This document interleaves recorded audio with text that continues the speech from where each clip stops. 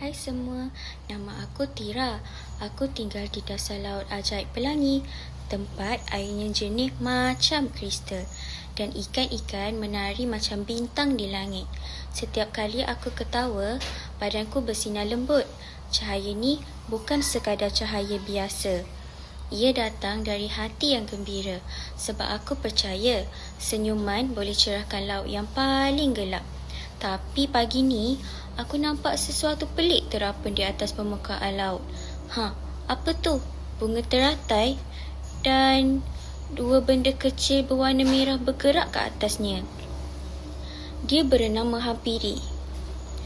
Hai kamu berdua, okey ke? Kenapa nampak macam cemas je? Oh, rupanya dua ekor kumbang comel. Jangan risau, aku tak gigit. Aku obo-obo yang suka tolong kawan baru. Kamu kata kamu sesat, tak tahu jalan balik ke hutan bunga? Tak apa, aku boleh bantu. Tapi kita kena tunggu waktu petang. Sebab pintu ajaib antara laut dan darat akan terbuka. Jangan risau ya. Sementara menunggu, kamu boleh rehat dan tengok dunia laut aku. Ada ikan berkilau, batu karang berwarna dan buih yang menari. Kamu tahu tak, laut ni tak pernah sunyi bila ada kawan baru seperti kamu. Aduh Nisa, aku dah cakap kan jangan duduk atas bunga masa angin kuat. Sekarang tengok, kita dah hanyut sampai ke tengah laut. Hai Tira, maaf kalau kami ganggu. Aku Anis dan ini adik kembar aku, Nisa. Kami tinggal di hutan bunga, tempat semua bunga mekar setiap pagi.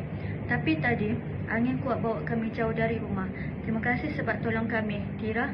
Sejujurnya, aku mula rasa takut. Laut ini sangat luas. Tapi bila nampak cahaya kamu, aku rasa tenang. Macam ada harapan baru yang menyala di tengah air. Tapi, Nisa ni selalu ada idea pelik.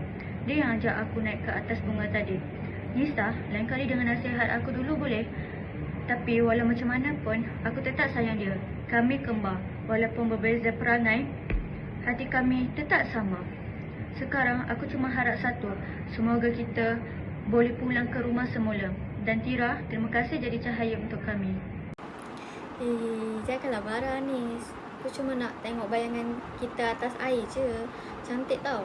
Bila matahari kena sayap kita, nampak macam kita dua ni bintang merah berkilau.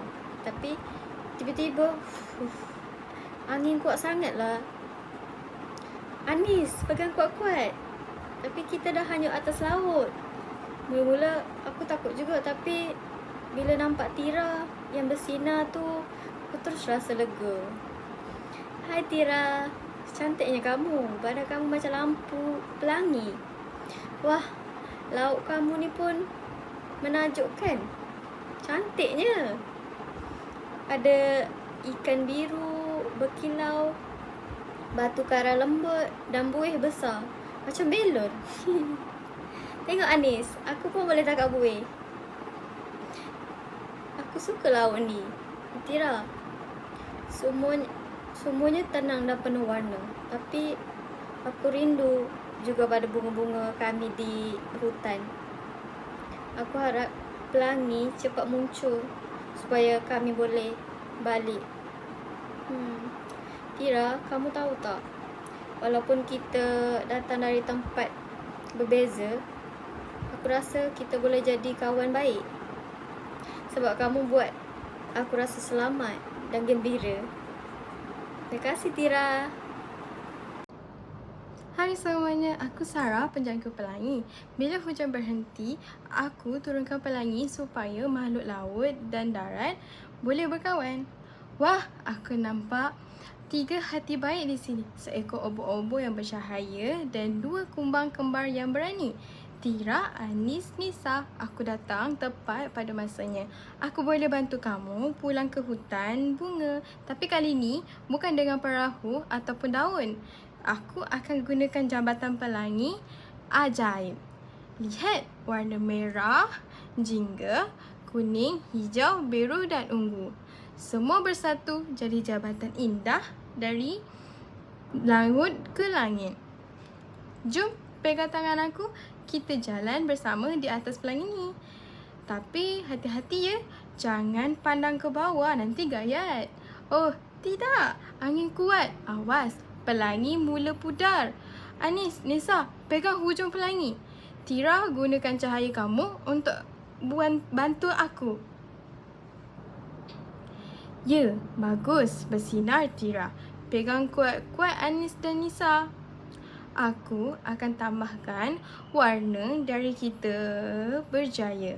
Kamu tahu tak, bila hati kita bersatu, warna dunia jadi lebih baik. Pelangi ini bukan sekadar jambatan, tapi simbol persahabatan antara laut, darat dan langit.